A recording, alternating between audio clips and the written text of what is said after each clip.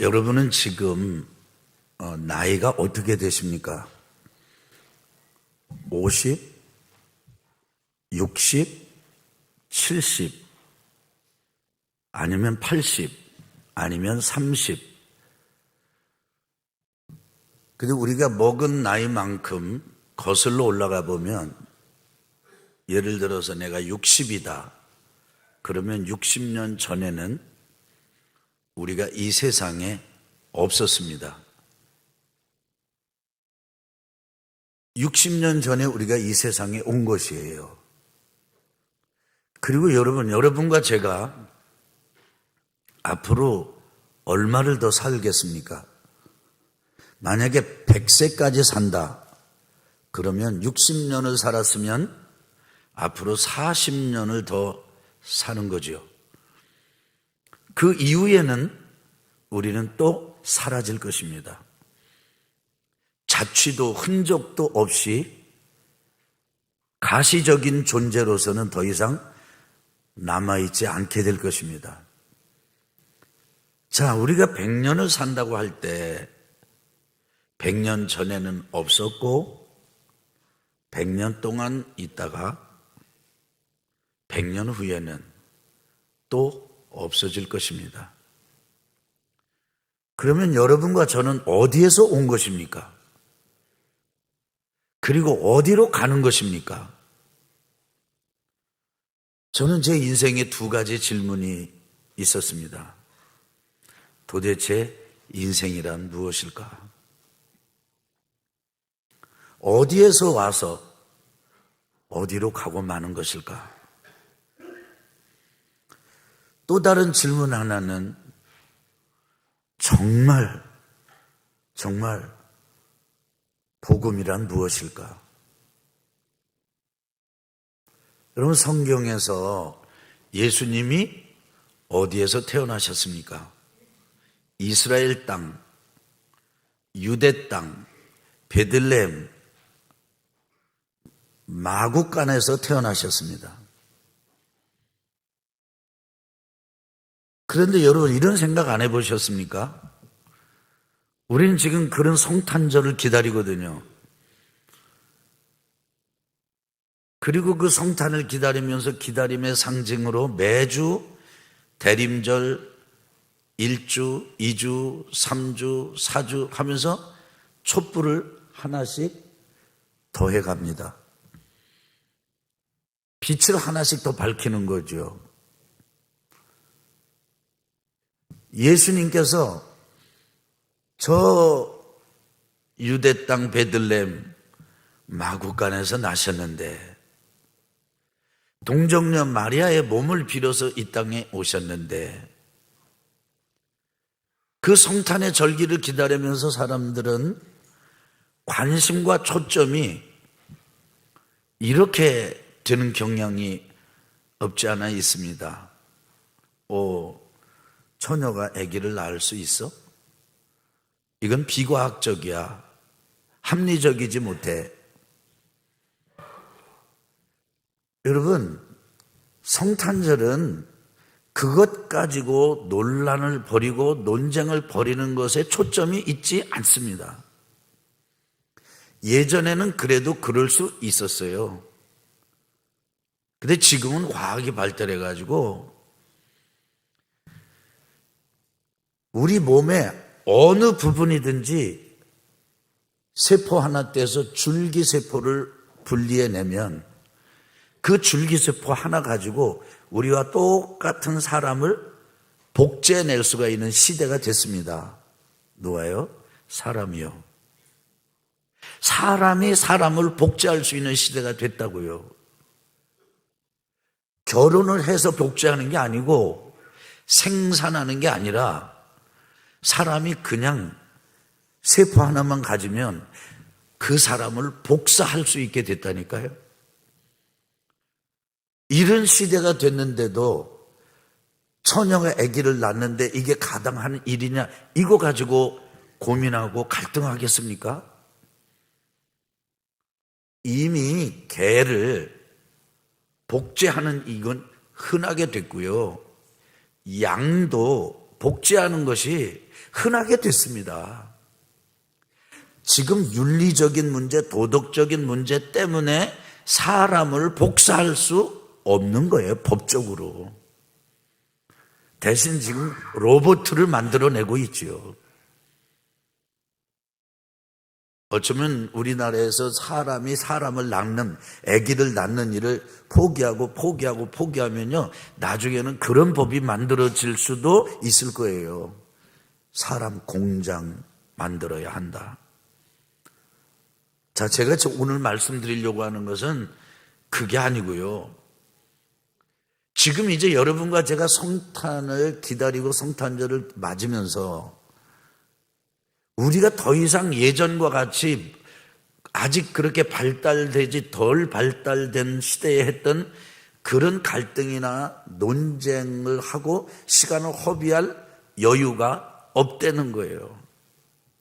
그러면 성탄의 의미는 무엇입니까? 예수님께서 유대 땅 베들레헴 마구간에 골백번을 태어나신다 할지라도 그 예수님께서 여러분과 제 안에 태어나지 않으시면 우리는 그냥 없던 존재가 이 땅에 왔다가 또다시 없던 존재로 사라지고 마는 것으로 끝이 나는 게 아니고 그 없던 존재로 비가시적이고 불가시적인 그 우리의 세월, 이 몸에 이 시간이 지나고 난 다음에는 두 길 중에 한 길을 가야 돼요.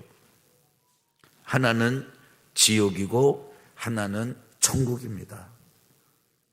우리 안에 예수님이 태어나시면, 예수님이 우리 안에 계시면 그 사람은 천국 하나님의 나라 영원한 생명의 세계로 들어갑니다. 그러나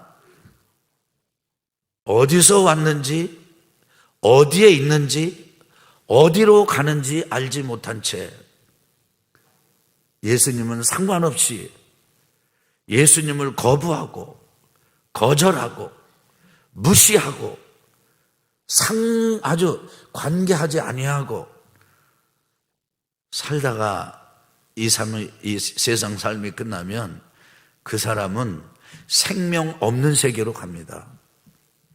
어둠의 세계로 갑니다.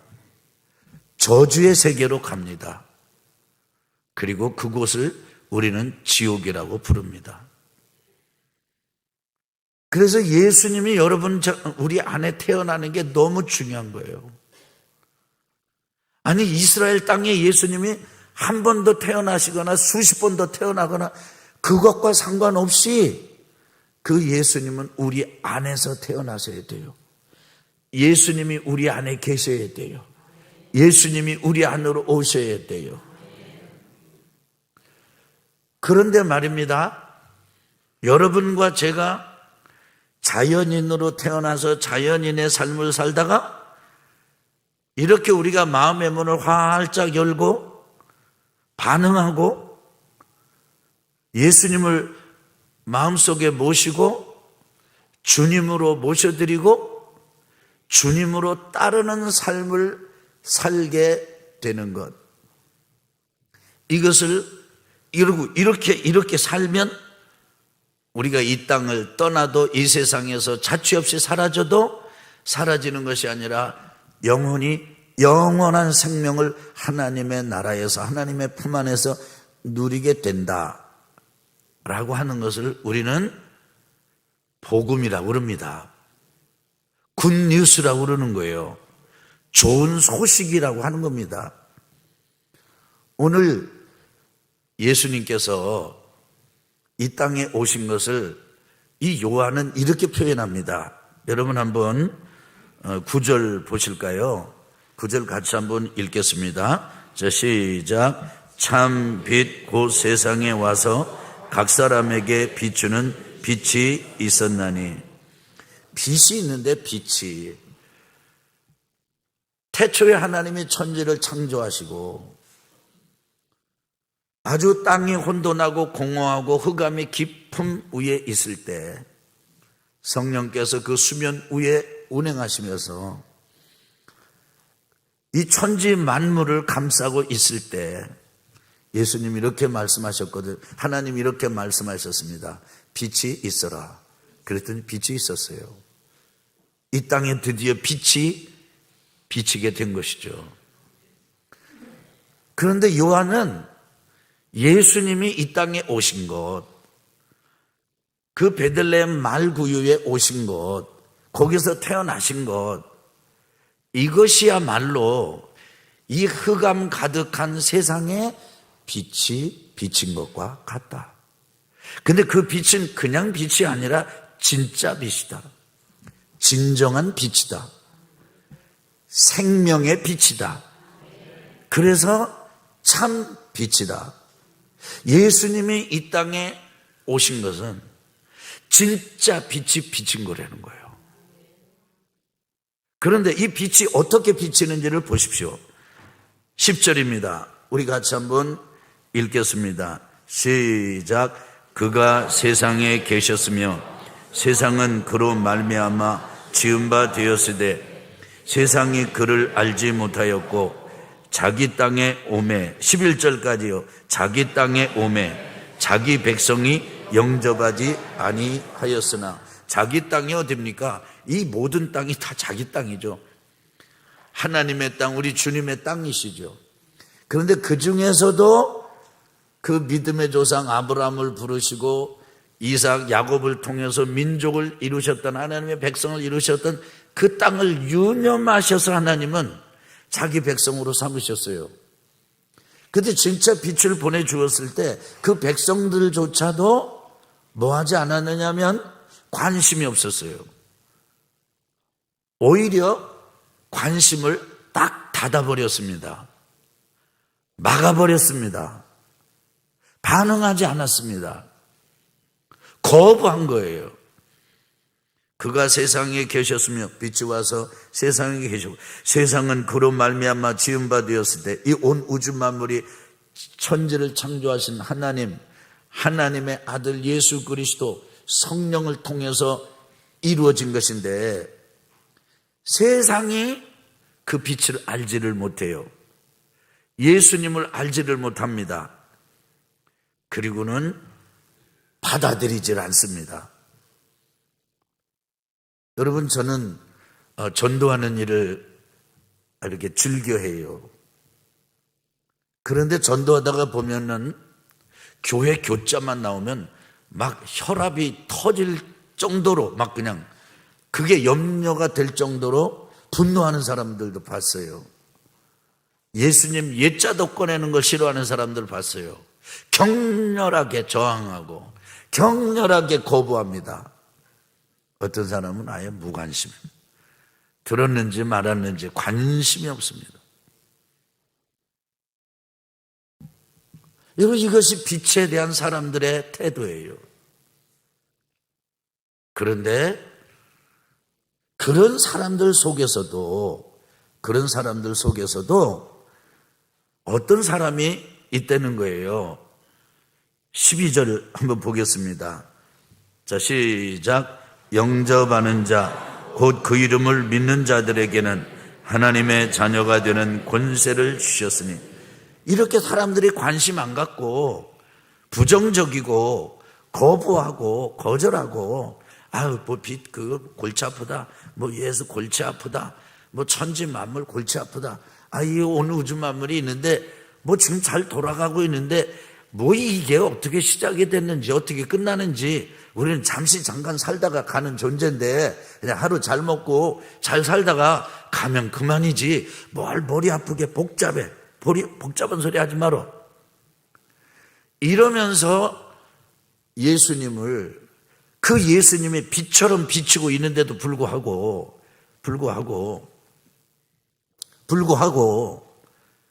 받아들이지 않고 영접하지 않는 사람들이 수두룩한데 그 중에서 그런 사람들과는 상관없이 다른 사람들이 예수님을 저항하든 예수님을 반대하든 예수님을 거부하든 그것과 상관없이 마음의 문을 활짝 열고 예수님을 영접하는 사람이 있다는 거예요. 근데 그렇게 영접하는 것이 믿음이라는 거예요. 따라합시다. 영접하는 자, 곧 그 이름을 믿는 자들에게는, 그럼 그 이름을 믿는 자들이 어떤 사람들이라는 거예요? 영접하는 자죠. 영접하는 자가 어떤 사람이라는 거예요? 그 이름을 믿는 자들이라는 거죠. 그래서 예수님을 영접하는 사람이 믿음의 결과로 하는 일입니다. 영접이. 이렇게 영접하면, 예수님을 영접하면, 환영하면, 받아들이면, 맞아들이면, 모셔드리면 어떤 일이 일어나는가? 하나님의 자녀가 되는 권세를 주셨으니, 권세는 권리, 권한 이것입니다. 누구의 자녀가 됩니까? 하나님의 아들이고 딸이 된다는 거예요. 신분이 바뀌는 거예요. 누구의 아들이고 딸이었는데 정씨, 일씨, 김씨, 박씨, 그런 육신의 부모의 아들이고 딸이었는데, 그런데 마음의 문을 활짝 열고 예수님을 주님으로 영접을 하면, 그 영접하는 그 사람은 뭘로 바뀌는가? 뭐가 되는가? 그것은 하나님의 자녀, 하나님의 아들과 딸이 된다는 것입니다. 이것을 영적으로 보면은요, 육적으로 보면은 정씨, 이씨, 박씨, 최씨가 하나님의 자녀가 되는 것이지만, 영적으로 보면은요, 죽었던 자가 사는 거고요, 마귀의 자녀가 하나님의 자녀로 바뀌는 것입니다. 이 땅에 사는 사람이 원래 태어날 때부터 아담과 하와의 이후에 그 죄를 받고 태어나기 때문에 근본 죄인인 거예요. 근본 죄가 있습니다. 근본 어둠이 있습니다. 근본 해결하지 못하는 이런 악이 있습니다. 그걸 가지고 마귀는, 사단은 주인 노릇하고 다스리고, 그리고는 마치 제 아들과 딸처럼 우리 인생을 완전히 잘근잘근 밟아버리고, 그리고 완전히 소유해 버립니다. 어둡게 만들어요. 그런데 그런 우리가 어느 날 마음의 문을 열고 예수님을 주님으로 영접하면은, 모셔드리면은 마귀의 자녀가 아니라 하나님의 자녀, 영적으로 그렇게 바뀐다는 거예요. 신분이.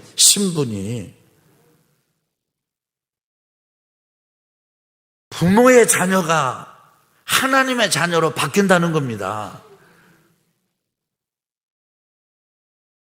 이것에 대해서 요한은요, 이렇게 하나님의 자녀가 되는 권세를 주셨는데, 이 하나님의 자녀가 되는 권세, 요것은 이게 아니다.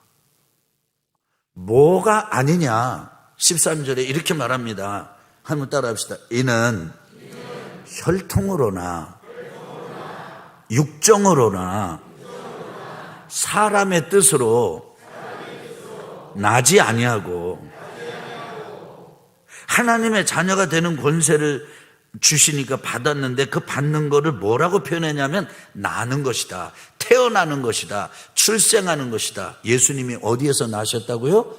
유대 땅 베들레헴 마구간에서 나셨다고요. 예수님이 거기에 나신 것처럼 예수님이 우리 안에 들어오시면 여러분과 제가 다시 나는 거예요. 다시 나는 건데, 이렇게 다시 나서 하나님의 자녀가 되는 것. 그래서 정씨, 이씨, 박씨, 최씨, 이런 육신의 부모님의 아들과 딸로 살다가 하나님의 아들과 딸로 나는 것.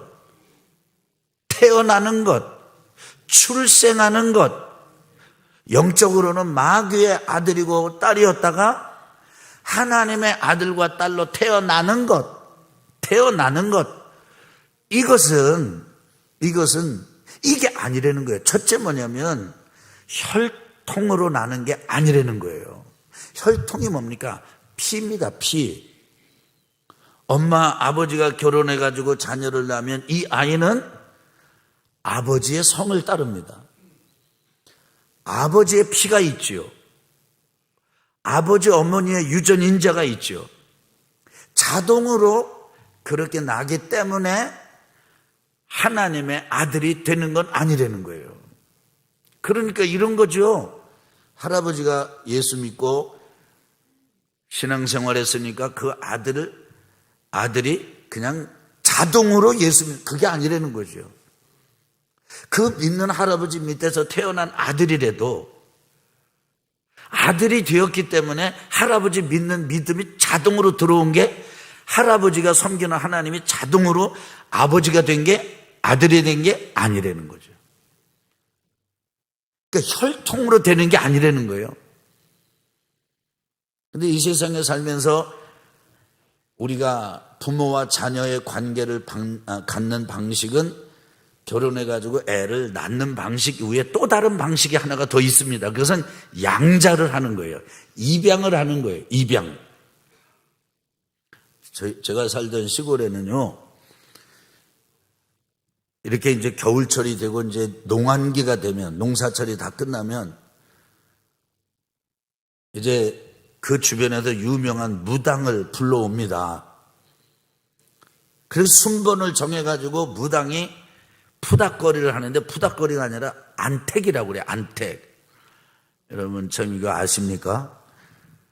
그러면 이제 서로 그걸 하고 싶어요. 그래서 다니면서 둥당둥당 하면서 이제 그 집마다 평안을 비는 이제 구슬에 구.